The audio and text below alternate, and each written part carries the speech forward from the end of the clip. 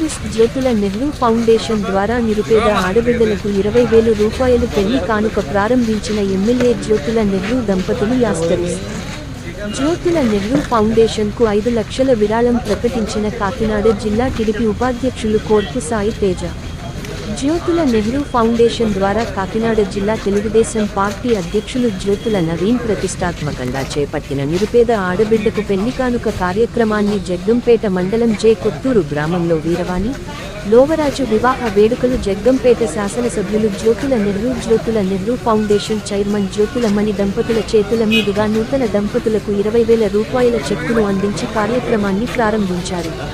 ఈ సందర్భంగా జ్యోతుల నవీన్ మాట్లాడుతూ, ఎన్నికల ప్రచారంలో నేను గ్రామాలను తిరిగేటప్పుడు ప్రజలకు పెళ్లి కానుక ప్రకటించడం జరిగిందని, సెప్టెంబర్ 14వ తేదీ ఈ కార్యక్రమాన్ని ప్రారంభిస్తున్నామని. జ్యోతుల నెహ్రూ ఫౌండేషన్ ద్వారా తెల్ల రేషన్ కార్డు ఉండి జగ్గంపేట నియోజకవర్గంలోని 4 మండలాల్లో ఏ గ్రామంలో అయినా ఆధార్ కార్డు కలిగి ఉన్న పేద ఇంటి ఆడబిడ్డలకు పెళ్లి కానుక 20,000 రూపాయలు అందించడం జరుగుతుందని, దీనికి వధుకు 18 సంవత్సరాలు పూర్తయి ఉండాలని, వరుడికి 21 సంవత్సరాలు నిండి ఉండాలని, తెల్ల రేషన్ కార్డు కలిగిన ప్రతి ఆడబిడ్డకు ఈ పథకం అందించడం జరుగుతుందని తెలియజేశారు.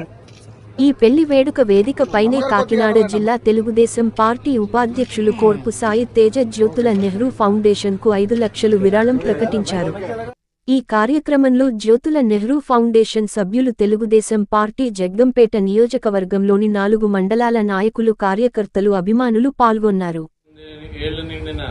ప్రతి ఆడపిల్లకి కూడా జ్యోతుల నెహ్రూ ఫౌండేషన్ ద్వారా 20,000 రూపాయల ఆర్థిక సహాయం చేస్తామని మాట ఇవ్వడం జరిగింది. అందులో భాగంగా ఈరోజు మొదటి పెళ్లికి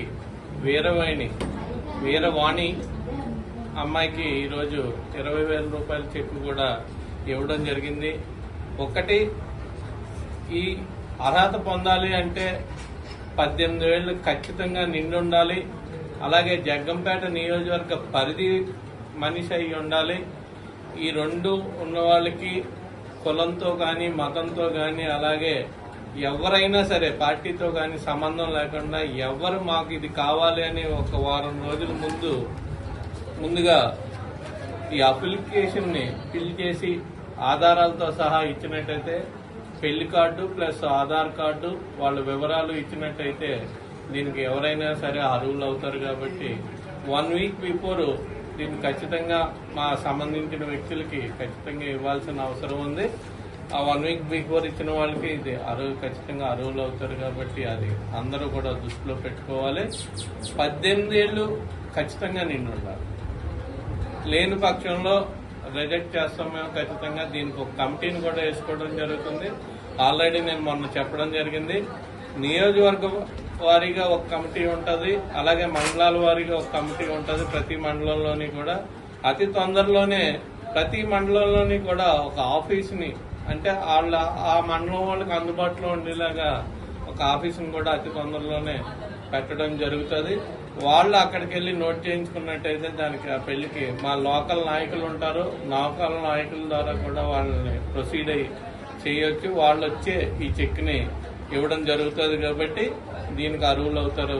దీన్ని ఒక్కసారి మీరు అందరూ కూడా దృష్టిలో పెట్టుకుని 1 వీక్ బిఫోర్ అయితే మాత్రం కంపల్సరీ.